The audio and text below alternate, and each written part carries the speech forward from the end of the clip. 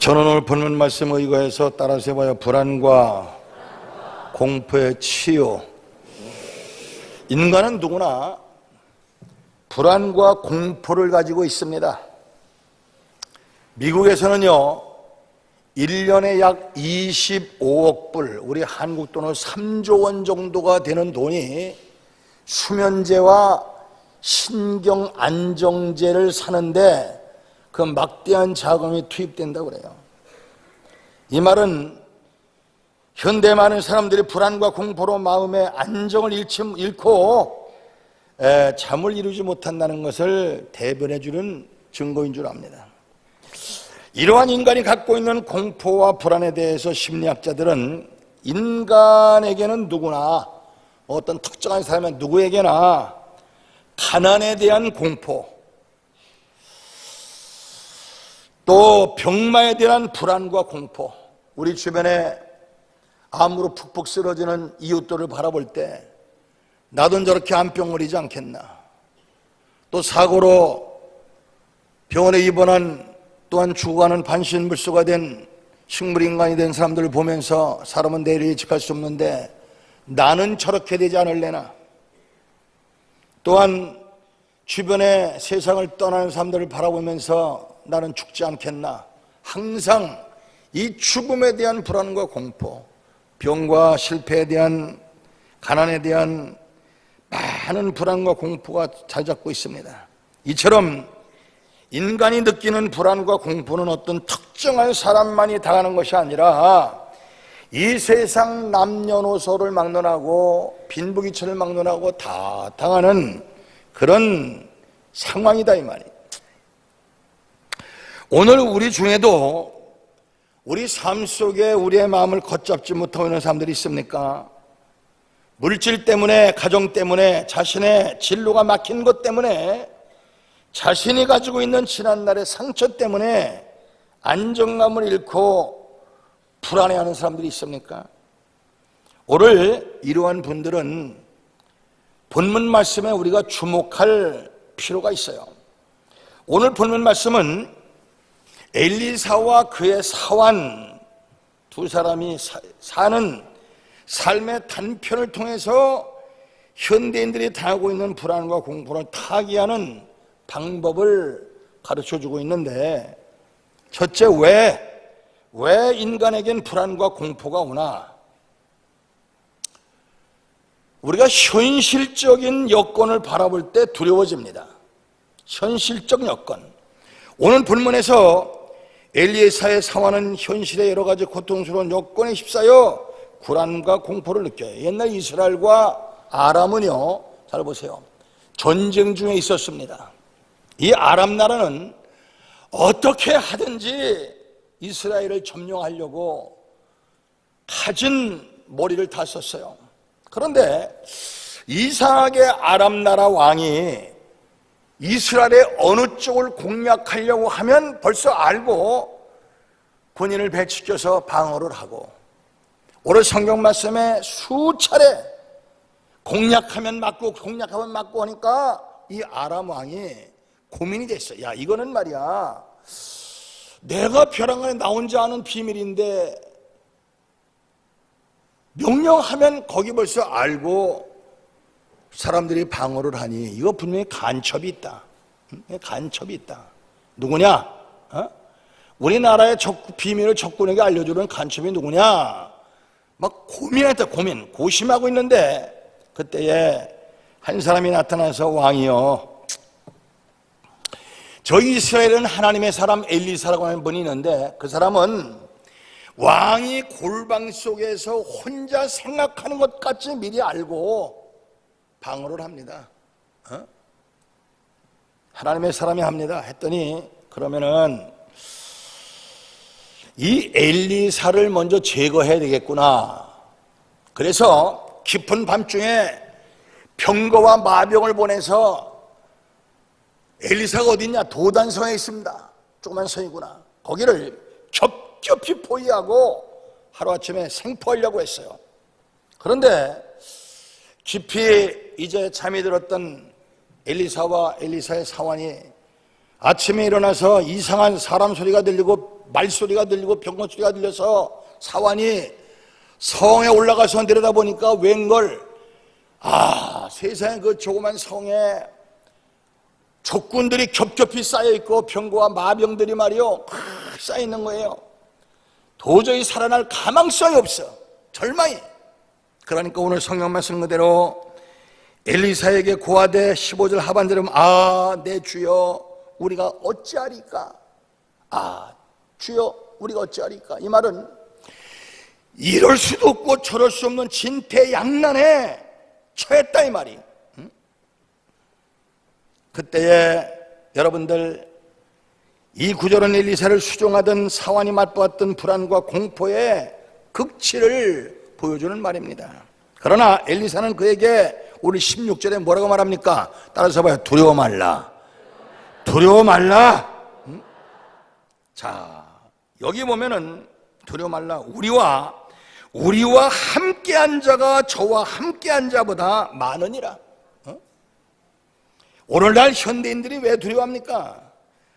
가난해서 헤어나지 못했을 때, 어떤 사람은 질병에서 헤어나지 못했을 때, 어떤 사람은 가정적인 불행과 현실적인 고통으로 어찌할 바를 모를 때 사람들은 자신의 삶의 여건이 파괴되는 것에 대하여 불안을 느끼고 공포에 시달리게 됩니다.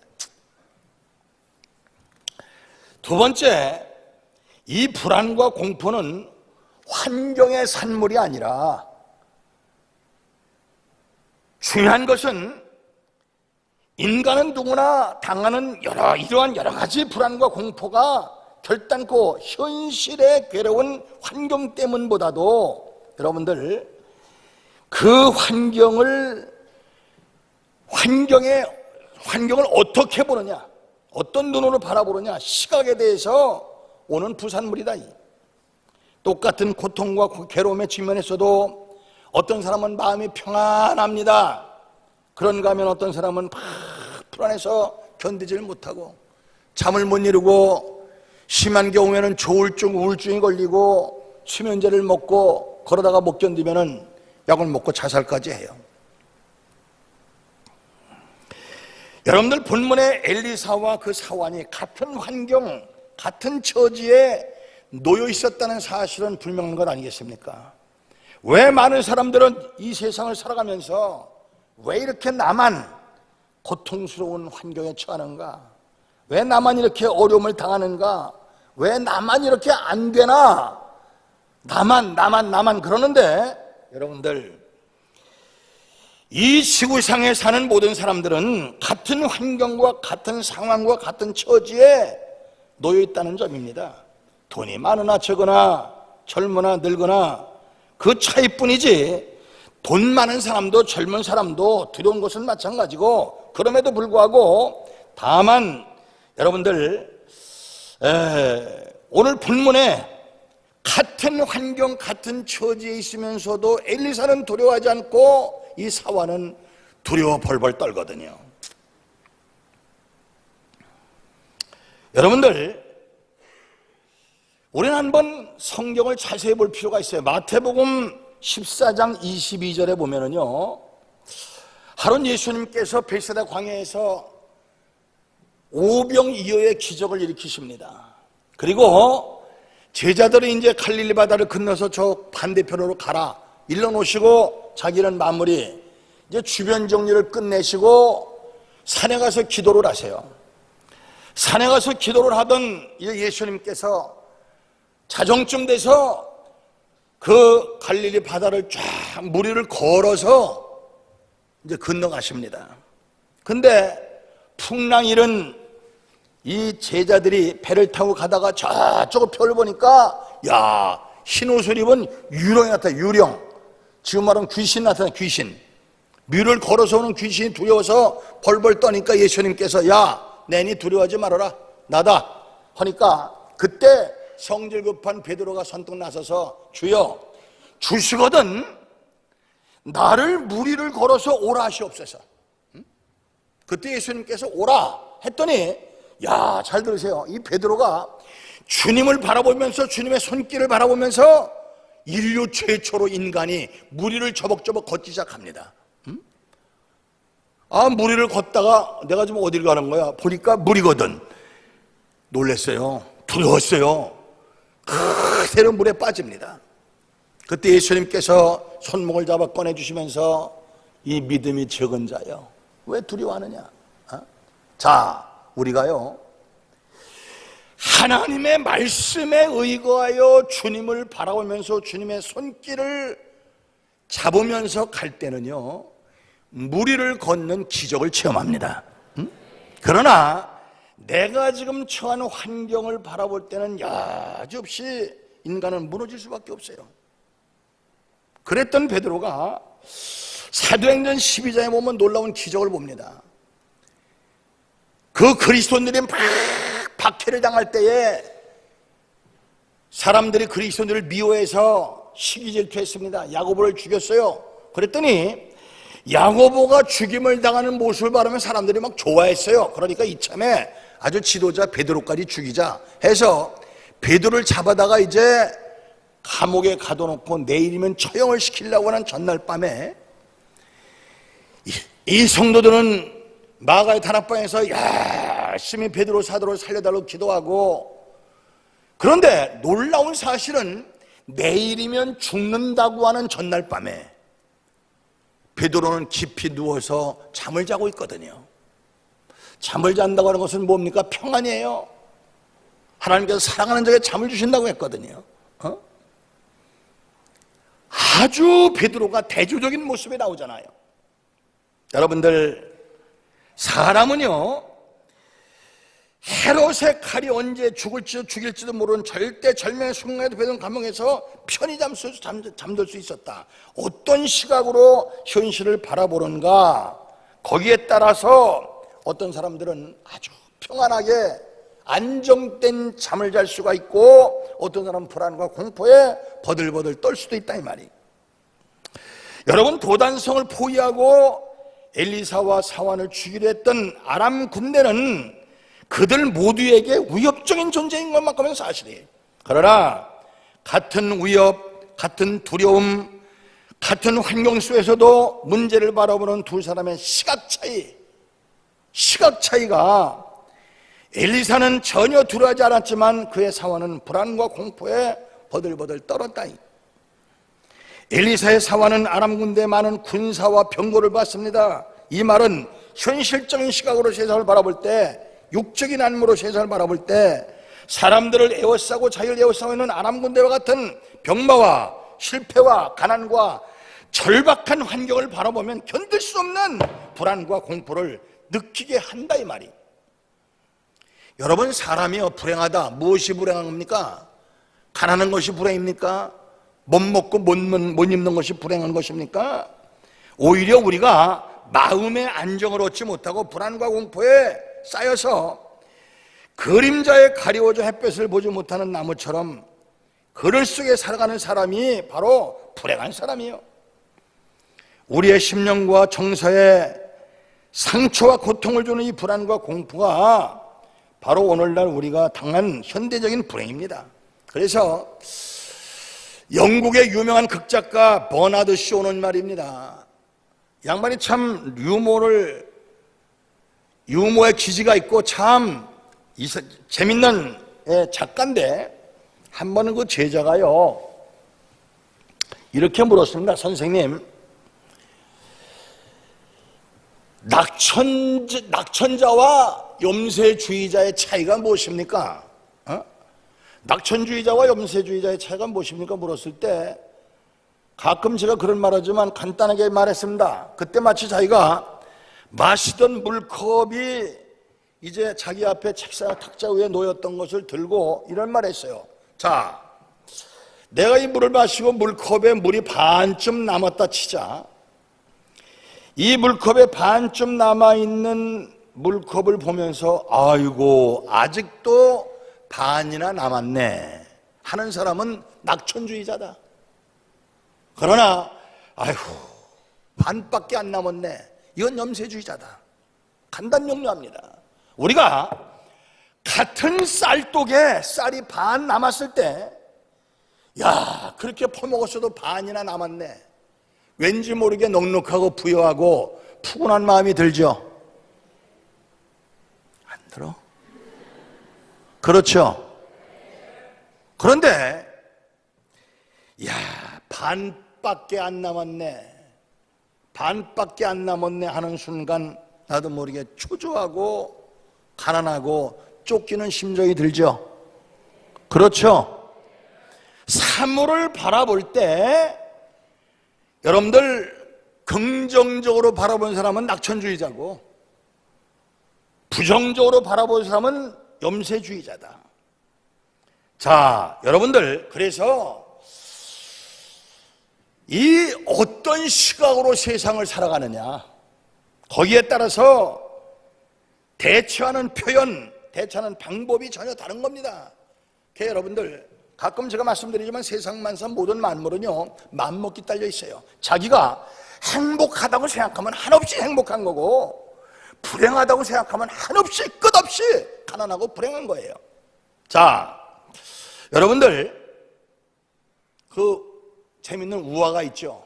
어떤 할머니가 아들 둘이 있는데, 하나들은 남학신 장사, 하나들은 우산 장사들인데, 이 어머니 마음속에 비가 오는 날이면 남학신 장사 아들이 장사가 안 돼서 걱정, 햇빛이 쨍쨍 내리쬐는 날은 우산 장사 아들이 장사가 안 돼서 걱정. 그 할머니 마음속에는 항상 근심 걱정이 떠나지 않았어. 그런데 바꿔 생각했어요. 반대로 생각해 보니까 햇빛이 쨍쨍 내리쬐는 날은 남학신 장사 아들 장사가 잘 돼서 좋고, 비가 펑펑 쏟아지는 날은 우산 장사 아들이 장사가 잘 돼서 좋고, 바꿔 생각해 보니까 이래도 좋고 저래도 좋고 이래도 감사 저래도 감사했어요. 여러분들, 여러분 환경이 지금 불안하십니까?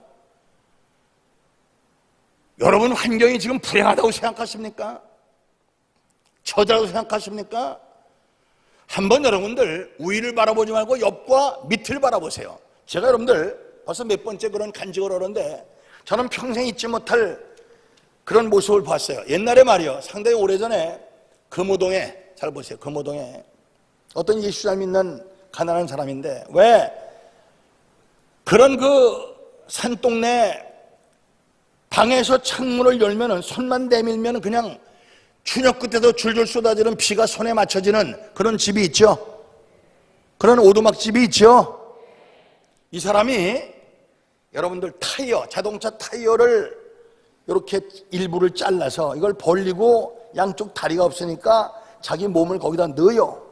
그 양쪽 구멍을 뚫어서 끈을 허리에다 메고 양쪽 손에 목다리를 만들어서 여러분들 짚고서는 하반신을 끌고 또 짚고서는 하반신을 끌면서 조그만 니아깔 하나 만들어서 거기다가 온갖 이 자파를 사서 가지고 다니면서 시장에서 그걸 팔아요. 참 처절해요. 참 가난해요. 불쌍한 사람이. 그런데 비가 막 쏟아지는 날 텔레비 기자가 가서 인터뷰를 하는데, 당신이 당한 처지가 지금 참 고통스럽지 않습니까? 불안하다고 생각하지 않습니까? 물어보니까 참 티 없이 맑은 표정으로 웃으면서 내가 지금 저 비 맞지 않고 방에 앉아서 저 쏟아지는 비를 쳐다볼 수 있는 거 난 하나님 앞에 참 감사합니다. 여러분들, 정말 인간적으로 보면 처절한 사람인데 비 맞지 않고 방에 앉아서 저 밖에 비 오는 것을 쳐다볼 수 있다는 것에 대해서 감사하다는 거예요. 여러분들, 세상 만사는 모든 만물은 맘먹기 딸렸어요. 여러분들, 여러분의 삶이 행복해지길 원하시면 아멘 하십시오. 낙천주의자가 되십시오. 여러분이 만약 염세주의적인 사람이라면 아무리 돈을 쌓아놓고 아무리 젊음을 자랑하고 한다 할지라도 진정한 행복은 있을 수가 없어요.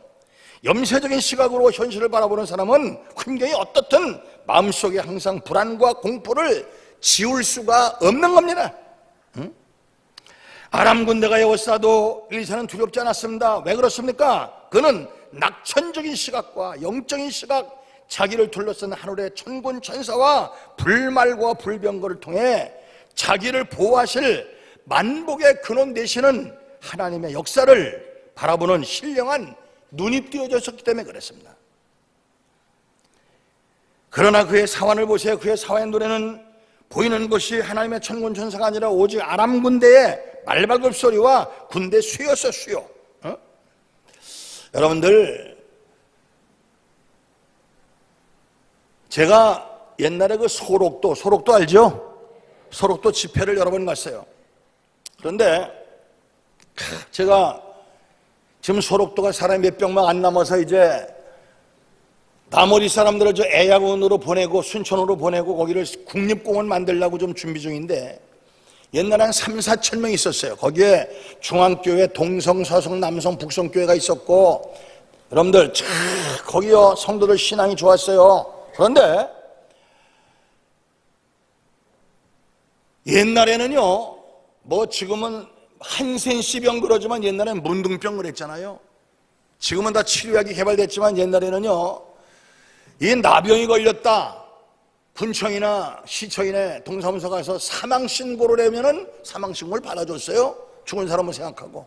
그러면 남자 여자 거세를 하고 소록도에 들어가서 외로우니까 여러분들 남자 여자 만나서 동거도 하고 참 불쌍한 삶을 살았어요.